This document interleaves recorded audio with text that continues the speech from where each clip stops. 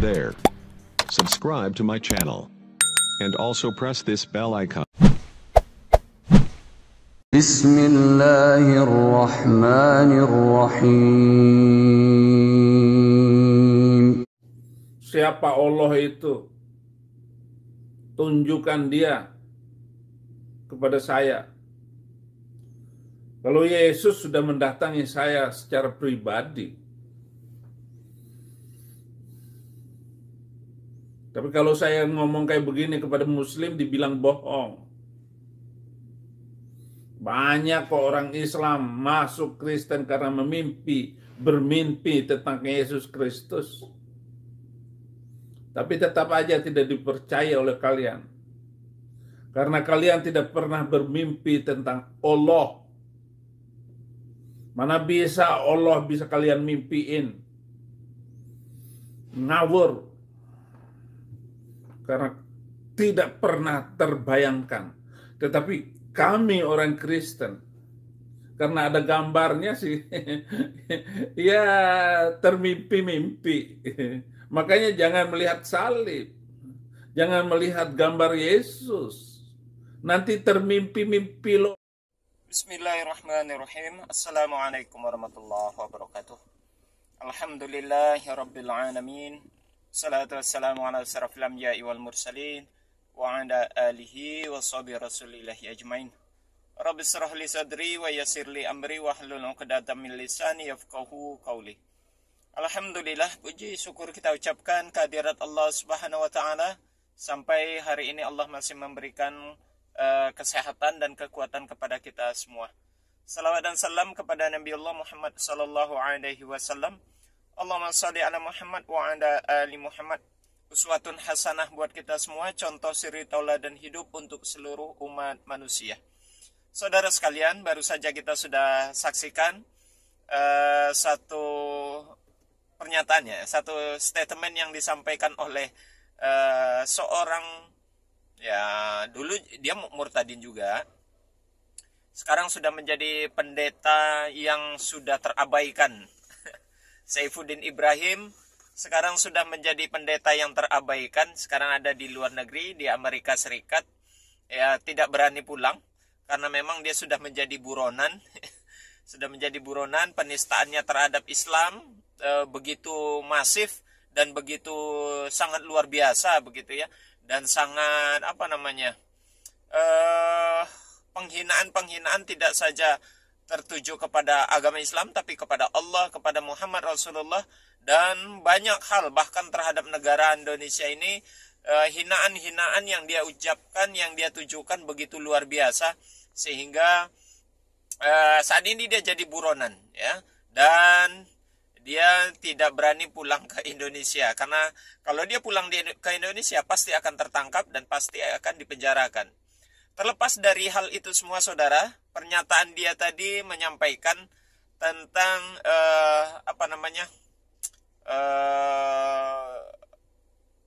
murtadnya orang-orang Islam, ya, berkaitan tentang berjumpa dengan Yesus. Gambar Yesus dan mimpi-mimpi berjumpa Yesus itu biasanya memang menjadi jadi alasan kuat, dan banyak orang-orang yang murtad dari Islam masuk ke Kristenan atau masuk agama Kristen disebabkan karena mereka pengakuannya adalah jumpa dengan Tuhan Yesus begitu. Nah, seperti apa tanggapan dari sisi lain terhadap pernyataan-pernyataan seperti ini di kalangan kekristenan sendiri? Di lain pihak, selain daripada Saifuddin Ibrahim dengan yakinnya dia mengatakan bahwasanya dia sendiri pernah atau telah berjumpa dengan Tuhan Yesus begitu ya. Ini nanti akan ada sanggahan justru dari pendeta pihak lain, analoginya begitu luar biasa dan menyatakan itu adalah hanya halusinasi dan hanya satu kebohongan ya. Satu kebohongan. Berikut kita saksikan terlebih dahulu pendapat dari dua orang pendeta yang cukup terkenal. Pertama pendeta MYM Muria Wali, yang kedua Bobson Simbolon ya. Berikut kita dengarkan pernyataan dua pendeta tersebut. Tuhan Yesus yang mana? Yang menyatakan itu Yesus siapa kepadamu? Ya, memangnya wajah Tuhan Yesus seperti wajah yang di kalender itu, ya. Tidak ada yang memahami atau mengenal sesungguhnya wajah Tuhan Yesus itu seperti apa, karena tidak ada potretnya, tidak ada fotonya, saudara, yang ditinggalkan bagi kita, ya. Jadi itu hanya hasil imajinasi pelukis, saudara. Paulus tidak pernah tahu wajah Yesus seperti apa. Rasul Paulus tidak pernah mengatakan dia bertemu dengan sosok yang rambutnya panjang, yang menyala-nyala. Tidak. Tapi banyak orang Kristen sekarang yang pandai-pandaian, yang merasa dirinya paling suci, seolah-olah Yesus datang bertemu dengan dia. Sampai hari ini kalau kita tanya, Yesus itu hidungnya mancung atau pesek, siapa yang bisa menjawab? Tentu kalau kita berbicara bertemu, itu berbicara tentang ciri-ciri, bentuk, rupa. Saya nggak mungkin bisa katakan ketemu Bang Ariesto kalau saya belum tahu ciri-ciri Bang Ariesto seperti apa. Saya mau bercerita seperti ini. Dulu kalau di orang Batak itu kan ada tradisi membuat tugu opungnya, begitu Bang. Jadi saya ini Simbolon itu ada nama nenek kami itu, opung kami itu Tuan Sirimbang. Jadi di Samosir itu Bang, di kampung kami ada tugu nenek kami. Jadi patung nenek kami, gitu Tuan Sirimbang.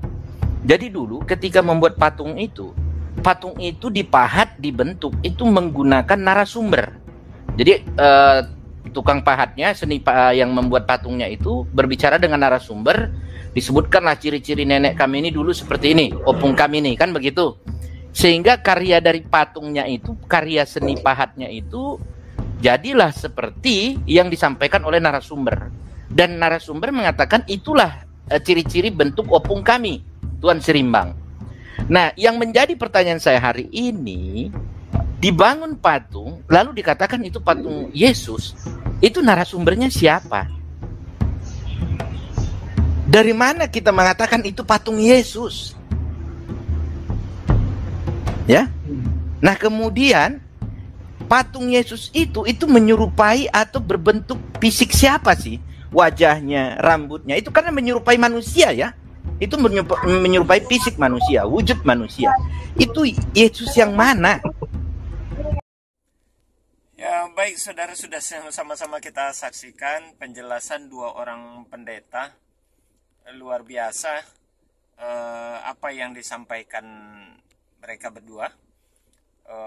Pendeta Muryawali atau MYM mengatakan itu wajah siapa yang kalian impikan, itu wajah siapa? Ya, inilah ironinya, saudara. Kesaksian yang penuh dengan kebohongan hampir rata-rata, ya, nyaris ya, rata-rata itu kesaksian dari para murtadin, ya. Saya tidak mempermasalahkan dia murtadnya, gitu ya. Terserah, itu urusan dia lah. Dia dia mau murtad mau tidak, itu urusan dia lah. Tapi jangan terlalu diperlihatkan kebodohan dan kebohongan, gitu ya. Ya, tidak ada, memang tidak ada wajah Yesus. Siapa yang tahu seperti apa wajah Yesus, ya? Tadi pendeta yang satu lagi, Bobson,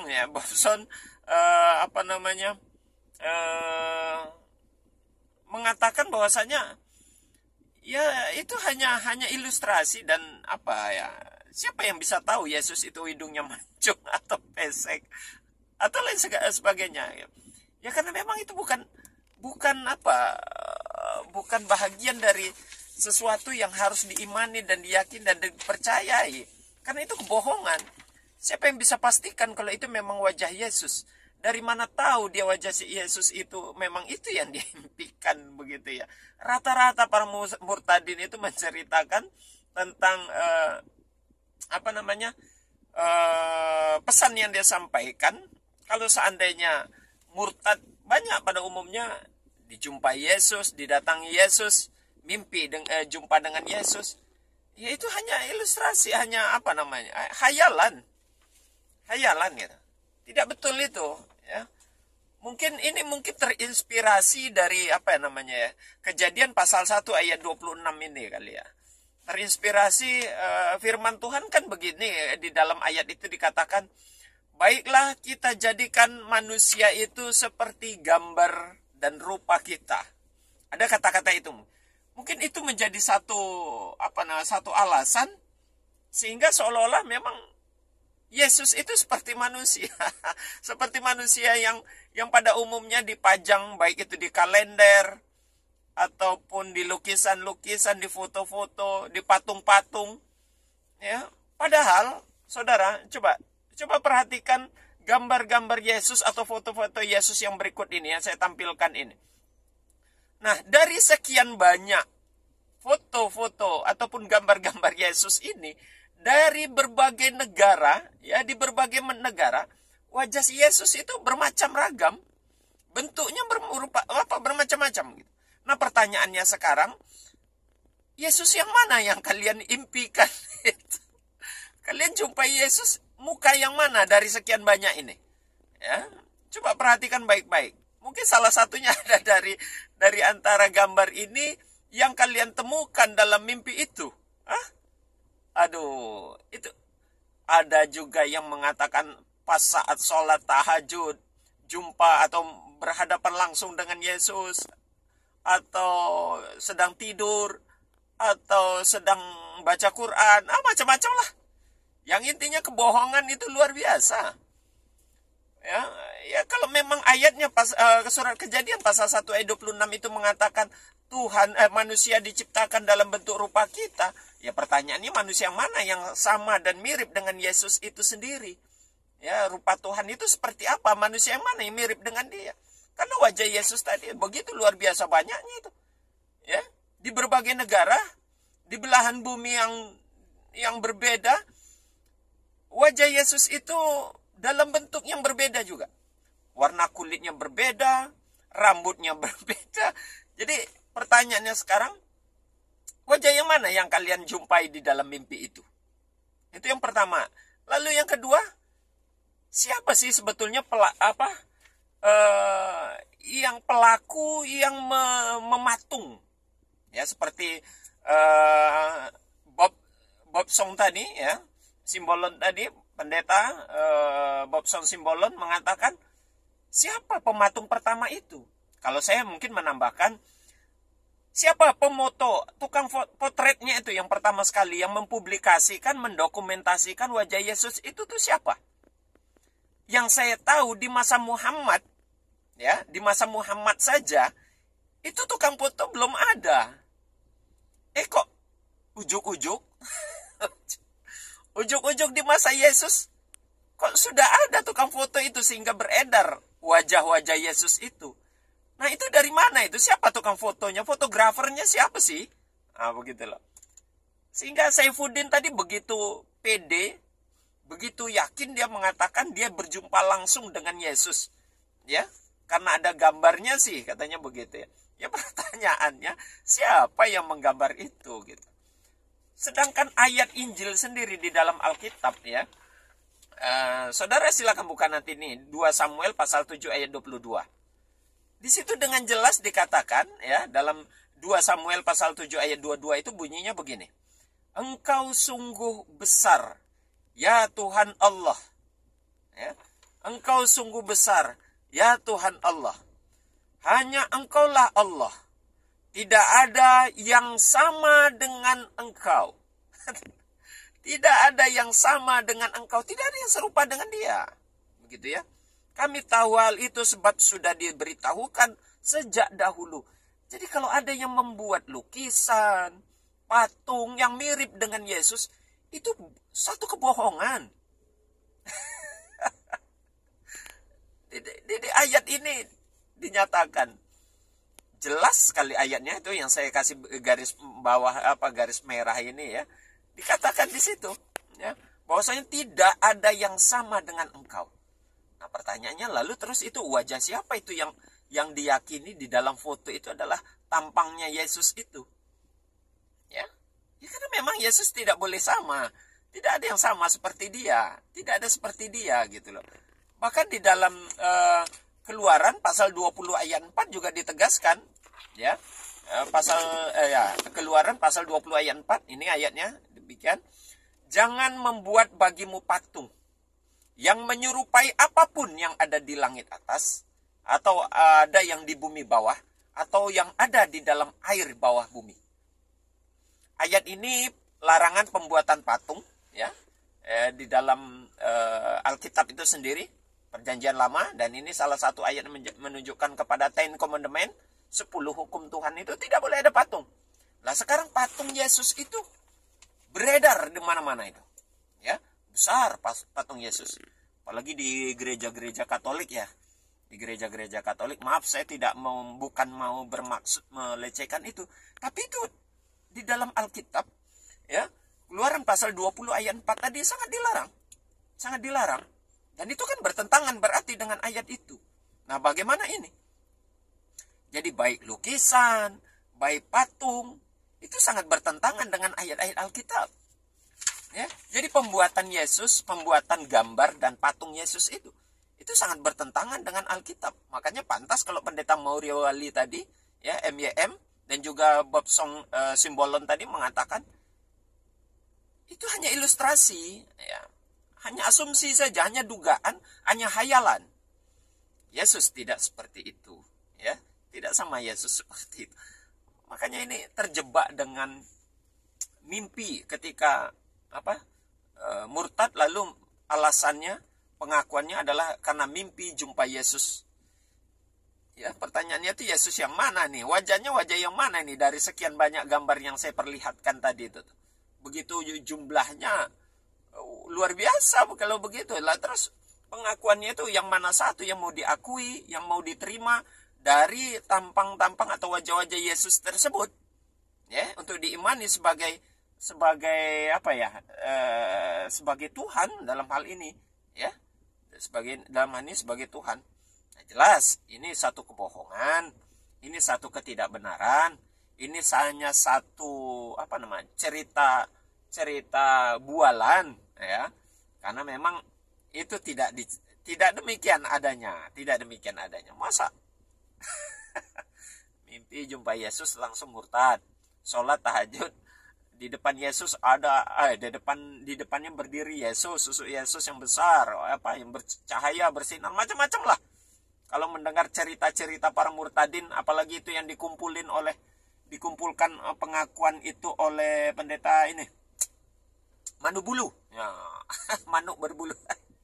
Ya, pendeta Manu Bulu sering sekali itu memposting